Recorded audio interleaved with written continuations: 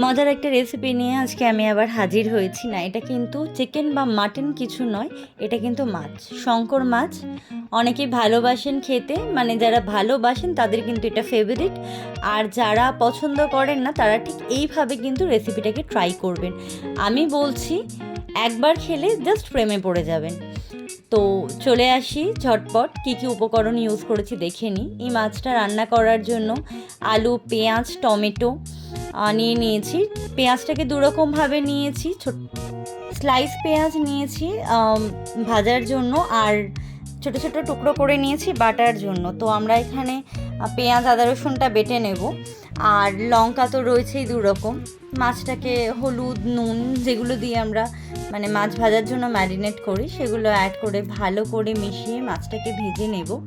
এখানে বলে রাখি মাছটা কিন্তু খুব ফাটে, চাইলে একটু তেল মাখিয়ে নেবেন, আর না হলে ভাজার সময় কিন্তু মাছটাকে ঢাকা দিয়ে রান্না করবেন। এরপরে তেল তো সর্ষের তেলে অবশ্যই মাছটা ভাজবেন, তেল গরম হয়ে গেলে মাছগুলো ভালো করে ভেজে নেবেন। আর যেগুলো বাটার জন্য আমরা রেখেছিলাম আলু, পেঁয়াজ, আদা, রসুন, তার সাথে আরও কিছু মশলা কিন্তু আমরা অ্যাড করে আগে সেগুলো বেটে নিয়ে সাইড করে রেখে দেব। যতক্ষণে আমাদের মাছ ভাজা হবে ততক্ষণ কিন্তু আমরা মশলাগুলো ভালো করে পেস্ট করে নেব। তো আমি দেখিয়ে দেবো এবার ওর সাথে আমি আর কি কি অ্যাড করেছি। ক্যাপশনও অ্যাড করে দিয়েছি, যদি বুঝতে অসুবিধা হয় তো ক্যাপশনটা অবশ্যই ফলো করবেন। আলু, পেঁয়াজ, আদা রসুনের সাথে নিয়েছি ছোট্ট এক টুকরো জায়ফল, তারপরে নিয়েছি গোলমরিচ, নর্মাল এলাচ নিয়েছি, আবার বড় এলাচও নিয়েছি, দারচিনি, লবঙ্গ। এই সামান্য কয়েকটা জিনিস একটু ভালো করে আমরা স্মুথ পেস্ট করে নেব। ততক্ষণে আমাদের মাছগুলো কিন্তু অলরেডি ভাজা হয়ে গেছে। এবার এই সামান্য তেলেই রান্না করব। আমি খুব কম তেলে রান্না করি, যারা আমার রান্না দেখেন তারা জানেন। এই তেলেই বাকি তরকারিটা করব। তেজপাতা ফোড়নে দেব, আর কিছু দেব না। তারপর তেজপাতাটা লাল লাল করে ভাজা হয়ে গেলে আমরা ওই আলুটাকে ভেজে নেব। আলুটা মোটামুটি লাল লাল করে ভেজে নেব। কিছুক্ষণ হাই ফ্লেমেও ভাজতে পারেন বা চাপা দিয়েও ভাজতে পারেন।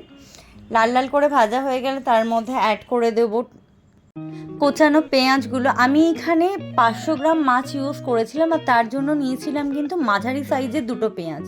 1.5খানা পেঁয়াজ কেটে দিয়েছি এরকম স্লাইস করে, আর 1.5খানা পেঁয়াজ আমি বেটে নিয়েছি। তো পেঁয়াজটা মোটামুটি ভাজা হয়ে গেলে এর মধ্যে কিন্তু আমরা টমেটোটা অ্যাড করে দেব, সাথে নুন, হলুদ এবং কাশ্মীরি রেড চিলি পাউডার। আর লঙ্কার কোয়ান্টিটিটা একটু খেয়াল রাখবেন। আমি কিন্তু পার্সোনালি অনেক বেশি ঝাল খাই, তাই অতগুলো লঙ্কা আমি ইউজ করেছি, কাঁচা লঙ্কা এবং শুকনো লঙ্কা মিলিয়ে। আপনারা কিন্তু ঝাল, নুন এই দুটো জিনিস নিজেদের স্বাদ মতো দেবেন। টমেটোটা অ্যাড করে মোটামুটি ভাজা হয়ে গেলে আমরা কিন্তু পেস্ট করে রাখা মশলাটা অ্যাড করে বাটা মশলাটা অ্যাড করে ভালো করে কিন্তু হাই ফ্লেমে এটাকে কষে নেব। বেশ অনেকক্ষণ ধরে কষে নিতে হবে, যতক্ষণ না মশলা থেকে তেল ছাড়ছে। এটা খুব কম সময় রেডি হয়ে যায়। এরকম তেল ছাড়া স্টার্ট করলে তারপরে কিন্তু দেখে নেব যে আলুগুলো সেদ্ধ হয়েছে কি। আলুগুলো মোটামুটি 70% কুক হয়ে গেলে, 70% বয়েল হয়ে এলে এর মধ্যে আমরা জল দেব। জলটা চেষ্টা করবেন সব সময় গরম জল দেওয়ার, তাতে করে তরকারির যে টেস্ট থাকে সেটা কিন্তু মানে অ্যাজ ইট ইজ থাকে। ঠান্ডা জলও দিতে পারেন গরম জল না থাকলে, কিন্তু গরম জল ইউজ করলে তরকারির স্বাদ ভালো হয়।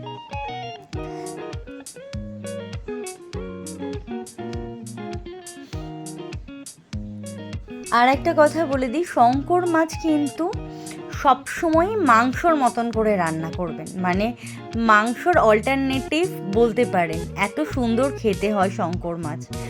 আর যখন জলটা মোটামুটি ফুটে আসবে, গরম জল ইউজ করেছিলাম আমি, সাথে সাথে জলটা ফুটে গেছে, তো জলের মধ্যে কিন্তু আমরা মাছগুলো দিয়ে দেব।